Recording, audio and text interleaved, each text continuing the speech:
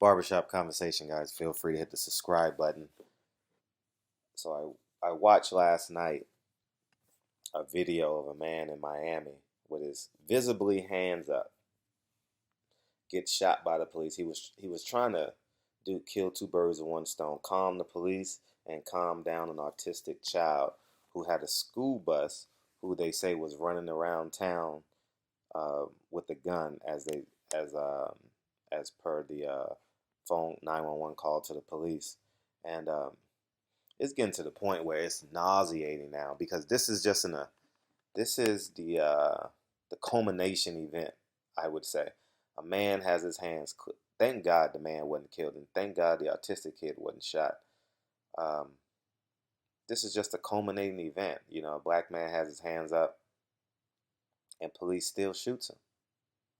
And I believe his response was, "Why'd you shoot me?" He says, "I don't know." The police officer. So, man, this is just beyond me. This is it's just draining. You know, it's funny. I was driving yesterday, uh, and I'm at a car is behind me. It's funny how your anxiety goes from 0 to 100 real quick. I'm driving, and I see a car behind me, and I see lights like in a circle, like at a quick glance, it looks like police are about to pull me over, but when in actuality, it was a security company. But it's just how you get instant anxiety when police officers are around. I wonder, do um, white people get that levels of anxiety when police are behind them and are about to pull them over, man? But it's just to the point where you've you've run out of tears. You know, cried 2 weeks ago watching um, the two shootings occur back to back. And when you watch this is just disgusting. When I say disgusting, I mean flat out disgusting. Seeing this man get shot with his hands visibly up, and thank God it was someone videotaped it, but clearly up, and he still gets shot. Just thank heavens it wasn't a fatal shot, and the autistic kid is safe. But the irony of the whole situation is the black man's hands is visibly up, and the phone call was on the autistic kid who claims he had a gun. Why did why wasn't the autistic kid shot and the black man? It all comes back to the the devaluing of black people's lives.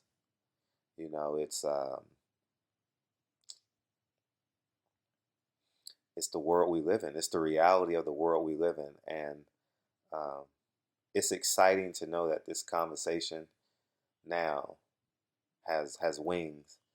Now it's just a question of how far will we take it. It's The truth of the matter is you can't align yourself with the enemy, and the enemy is the mental approach of white supremacy. You can't align yourself with. You have to, as I said in my other video, you have to confront conflict. You have to demand expectations, demand results. And in the society today we live in, everyone is preaching peace. You can't preach peace. You have to preach to be right. What's right? Um, and blood has to be lost. Lives have to be lost to accomplish this. You know, it's a war on white supremacy. And the devaluing of a black man's lives is consistently reoccurring. If you cut your TV on, you see Donald Trump running for president, but you cut your news on, you see black men being shot, being killed. And I know people say, well, black men kill more lives, kill more black men than police officers. That's true. I believe that's a different subject matter. But when you're in a position of control or power, it's like me being a school teacher and me emotionally, hypothetically, emotionally, physically abusing a child. You're in a sense they look up to you, that you're their caretaker. You're supposed to protect. you're supposed to be a resource of security as a teacher and as a police officer. So you're misappropriating your power. And I think that should be looked upon as worse, and it's just awful to see, man, that this is reoccurring, and it never stops.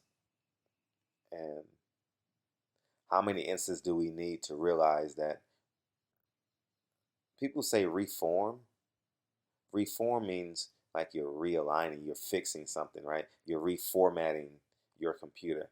You need a brand new computer. You know, it's it'll never happen because we collectively, as individuals, we may be tough, we may be strong, but collectively, we don't have the muster, we don't have the candor, we don't have the confidence, we don't have the personal belief that it will work. We don't have enough faith. I don't want to use the term faith because it stimulates spiritual beliefs. Spiritual beliefs is not going to get this done. People have been praying since the first black man boarded the slave ships. Prayer doesn't work in a sense. It's an action word called fighting, and it's sad that Christians rely on faith more than they rely on um, physical actions. And just getting back to what I said about black on black crime, that's an issue. But a lot of that has to do with systemic racism, white supremacy, crabs in the barrel. Who created the barrel? Who put the lid on the barrel? So I'm very careful when I watch the images that they portray on TV of black men, and um, we rarely see poor white people on the news consistently. You, you always see that quote unquote misunderstood, mildly educated person on the news telling their story, you know, and that gets replay after replay after replay after replay picked up by the majority of the news stations. Whereas you have a just as ignorant person, but he wears a suit and has the complexion for the protection, is running for president. He says some of the most absurd things. And I'm going to do a video on this, but in order for America to get justice, Donald Trump has to become president. We deserve a Donald Trump as president, where only 10% of America is successful. 90% of America is a paycheck away from losing everything. Whether you have $10,000 or $20,000 saved up, you're literally a few months away from being on the streets like everyone else. You've we've bought into the idea that mediocrity is the way of life, or borderline poverty is the way of life, and he gets to run for president. But if he wins, I mean, I'm not voting for anyone. I'm gonna vote for myself. I'm gonna write myself in on the on the voting slip. Frederick Hawthorne for president. I'm not in the primaries. I didn't vote for anyone. Um, it's who do we trust these days? We can't trust our politicians. This is the best reality show that money could buy. I will say this: I will be watching the debate between Donald. I haven't followed any of it. I've just watched it in sound bites. I've never watched I'm not watching a Republican convention. I won't be watching the Democratic convention. I'll watch it in sound bites and the recaps and stuff like that online and on CNN and Fox News. I'll watch that, but the debate I'm gonna watch because I want to see if Donald Trump can, in her presence, rattle her cage. So, but getting back to police officers shooting black men. It's a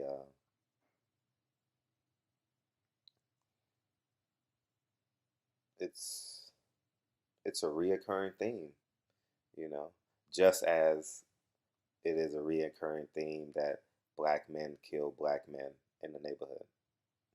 But who created the neighborhoods? Who took the resources out the neighborhoods? You know, it's just awful times, man. I've cried enough. I watched this tape and I was just exhausted. Like, damn, it happened again. Thank God he wasn't assassinated. But it had you just I wish I could describe the cold feeling that went through my body when I saw this video. It wasn't tears. It was like, one, I believe that this can happen. I believe this could be me. And two, it's like it's never gonna stop. So, barbershop conversation, guys. Feel free to hit the subscribe button. I'm just real curious. It should be, with this video going viral, it should be instant sanctions by that police officer. He's gonna get on administrative leave with pay. No one's a threat. Just like in Alton Sterling, no one was a threat. Hands are up.